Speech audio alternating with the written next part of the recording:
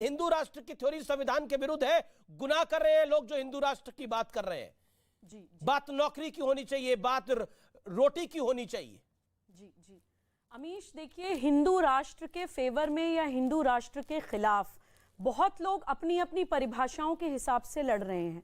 मैं जो बोलने जा रही हूं वो राष्ट्र जागरण अभियान की ऑफिशियल स्टेटमेंट है, जिसकी मैं राष्ट्रीय संयोजिका हूं, और अपने गुरुदेव माननीय के.एन. गोविंदाचार्य जी के मार्गदर्शन में हम पूरे देश में अभियान चला रहे हैं।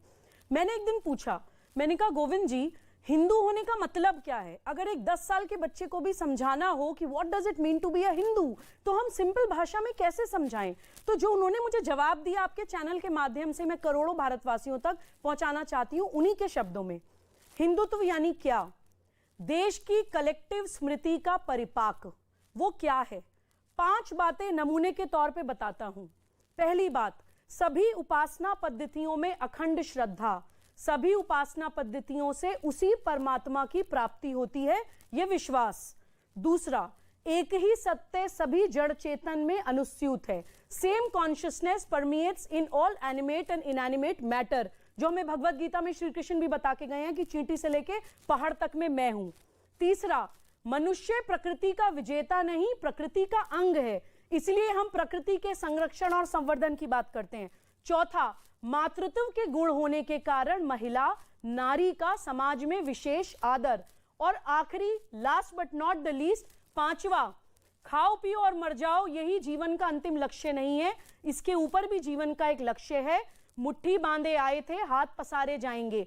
यानी कि जो मटीरियलिस्टिक चीजों को ना मानता हो वो हिंदू, जो अपने आप को शरीर ना मानता हो, आत्मा मानता हो, वो हिंदू।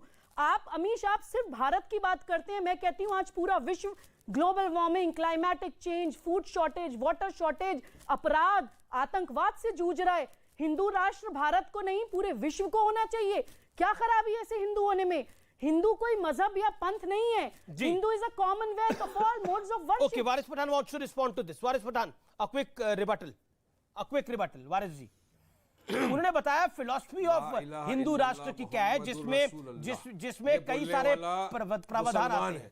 जी सुनिए, ला इलाहा इल्लल्लाह मुहम्मदुर रसूलुल्लाह, ये जिसने बोला वो मुसलमान है, जिसका ये मतलब होता है कि अल्लाह एक है और हुजूर मोहम्मद मुस्तफ़ा सल्लल्लाहु अलैहि वसल्लम उसके नबी है। हमारा ये ईमान है। इस्लाम वो है जो सिखाता है कि किसी भी जाति धर्म दूसरे की बात को ये नहीं करना। इस्लाम भी वायलेंस के खिलाफ है, इस्लाम भी वायलेंस नहीं सिखाता है। एक पक्का सच्चा मुसलमान वो है जो इस्लाम के टेनेंट्स को माने और हुजूर पाक सल्लल्लाहु अलैहि वसल्लम की बताई हुई हदीस पे अमल करे। मैं भी एक मुसलमान की तरह से बताना चाहता हूँ कि मुसलमान क्या है। और हिंदुस्तान के मुसलमानों का हमारा ये मानना है कि देखिए, अल्लाह सुब्हानहू व तआला ने हज़रत आदम अलैहिस्सलाम को सबसे पहले दुनिया में भेजा। हज़रत आदम अलैहिस्सलाम सबसे पहले हिंदुस्तान में आए, भारत में आए। इस हिसाब से हमारा ये जो देश है भारत, ये हमारे बाप का देश बोला जाता है। हम सब आदम की औलाद है, ये मेरा मानना है। कोई धर्म अमीश भाई, चाहे हिंदुइज्म हो, क्रिश्चियनिटी हो, मुसलमान धर्म हो, नहीं सिखाता वायलेंस करना, ये करना। तो वायलेंस की बात कोई कर भी नहीं रहा है। आप बात करेंगे हिंदू की, आप मुसलमानों को अलग कर देंगे। मैं भी तो अच्छी बात कर रहा हूँ ना। देखिए, मैं तो मुसलमान की बात कर रहा हूँ। मैं भी तो मुसलमान हूं। मैं एक पक्का सच्चा हिंदुस्तानी मुसलमान हूं और मुझे फख्र है इस बात का। इसीलिए मुझे डर लगता है कि ये लोग जो मेरे देश का बंटवारा करने की कोशिश कर रहे हैं ना, अपनी छोटी सी राजनीति चमकाने के लिए, अमीश भाई, इससे मैं मुझे तकलीफ है।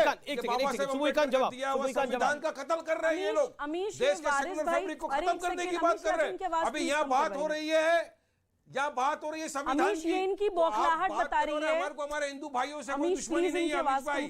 मेरे हिंदू भाई बहनों से मुझे ना कोई तकलीफ है ना दुश्मनी है। ठीक है, वारिस सुबुई खान बोलिए अपनी बात को। वारिस आपने अपनी बात को रख लिया। वारिस आपने अपनी बात को रखा, निवेदन है, स्वीकार करें। वारिस विश्व हिंदू परिषद वालों से। ओके, सुबुई खान रिस्पॉन्ड। जी अमीश, ये इनकी बौखलाहट बैठ के गाली सुनता रहूंगा क्या अमीश भाई? अरे आपने बोला 2.5 मिनट बोला आपने, फिर भी आपको लगता है कि बार-बार मैं सुनता रहूंगा, ऐसा कुछ नहीं है। आपने बोली अपनी बात को। सुबुई खान रिस्पॉन्ड। जी अमीश, ये इनकी बौखलाहट इस चीज की है क्योंकि ये जानते हैं कि जब हिंदू की परिभाषा, हिंदू का मतलब लोगों को बताया जाता है तो हर व्यक्ति हिंदू होना चाहता है। हर मजहब का इंसान सोचता है कि अगर हिंदू होना ये है तो हाँ, हम हिंदू हैं, हम प्राउड है कि हम हिंद में पैदा हुए हैं। My name is Khan and I am a proud Hindu. ये बोलने हुए मुझे फक्र होता है। इनकी बौखलाहट ये चाहते नहीं है कि मुसलमान बच्चा ये समझे कि हिंदू होने का मतलब क्या होता है। मैं भारत सरकार से अपील करती हूं अमीश कि हमारे संविधान में धर्म, पंथ और संस्कृति को परिभाषित किया जाए। मेरा नाम सुबूही खान है, मेरा धर्म सनातन है, मेरा मजहब इस्लाम है, मेरी संस्कृति हिंदू है। ये परिभाषित होना चाहिए। भारत धर्मनिरपेक्ष देश नहीं है, भारत पंथ निरपेक्ष देश है। ओके, वारिस पठान रिस्पॉन्ड, वारिस पठान जवाब। भारत पंथ निरपेक्ष देश है, भारत धर्म निरपेक्ष नहीं है। मुझे बड़ा अफसोस हो रहा है, बुरा लग रहा है सत्य सनातन धर्म कि आपके सामने एक पैनलिस्ट बैठकर ये बोल रही है कि संविधान को खत्म करना चाहिए।